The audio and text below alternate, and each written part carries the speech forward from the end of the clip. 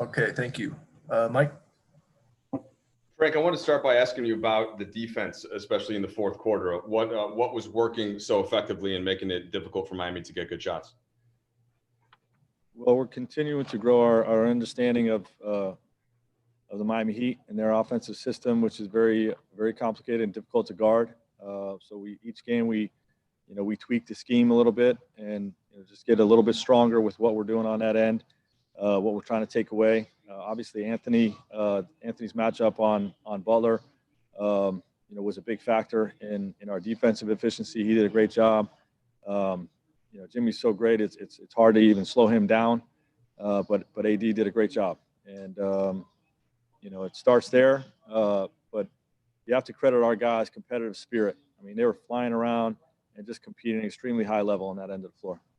I know you expect to see LeBron and AD come up with plays down the stretch. What are your thoughts on KCP with those 5 straight points in crunch time there?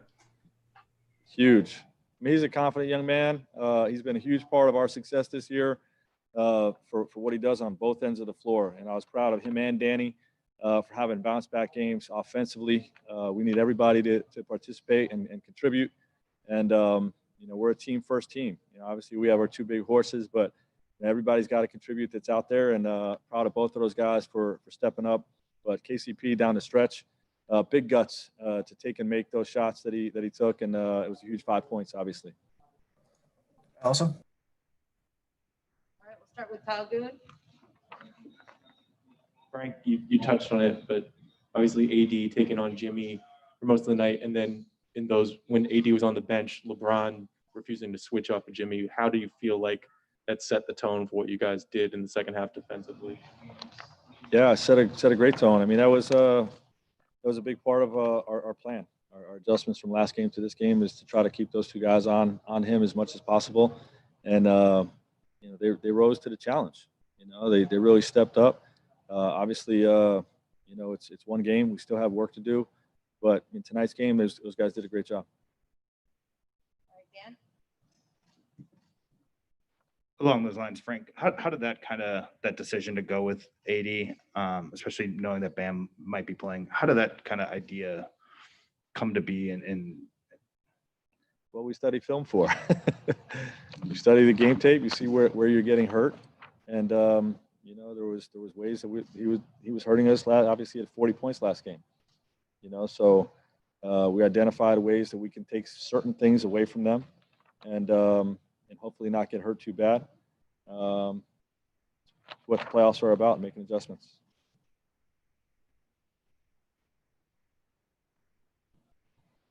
Anything else on this end? Rachel? Okay. We're back to you, Will. All right, thank you. Andy Kamenetsky, please. Hey, Frank. In the last few minutes of the game, after LeBron looked a little bit shaken up on that collision, the next 2 possessions you guys scored with either Rondo getting a layup or him setting up Anthony Davis. I don't think LeBron even touched the ball. Do those 2 possessions just sort of epitomize what you have in Rondo and just what he means at this type of stage? Yeah, he's been huge for us all year.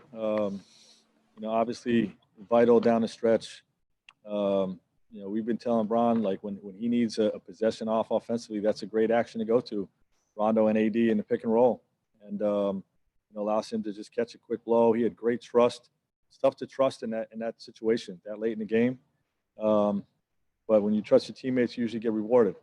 And Rondo made a great play. AD was huge, made that big 3, and again, we're a team-first team, and we trust all our teammates. We trust all 5 guys on the court to make big plays, and that's what happened tonight in the fourth. All right, I'll take 2 more, Frank. Leandra? Coach, AD made huge plays at the end of the game. What did you say to raise his level so much? No, you don't have to say anything to Anthony Davis. He wants this more than anything. And obviously, he's a great player, capable of imposing his will on a game on both ends of the floor. And you saw that tonight. You saw what he did defensively, and obviously that big 3 helped seal it, but was great on both ends all night. All right, last one. Christos? Hello, coach. Congrats on the win.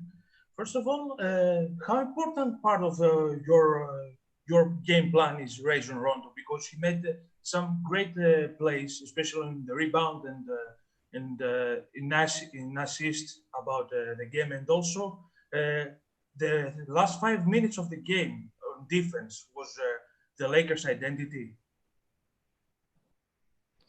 Yeah, well, Rajon is, again, a huge part of what we do. I've got a tremendous amount of trust in his abilities, especially, you know, in this atmosphere, this deep into the playoffs when the games mean so much. He's been there before, and, you know, I trust him, you know. And then obviously the defense, I was very, very proud of our defensive performance tonight. Game 2 and 3 were not good enough, quite frankly, to win in the NBA Finals.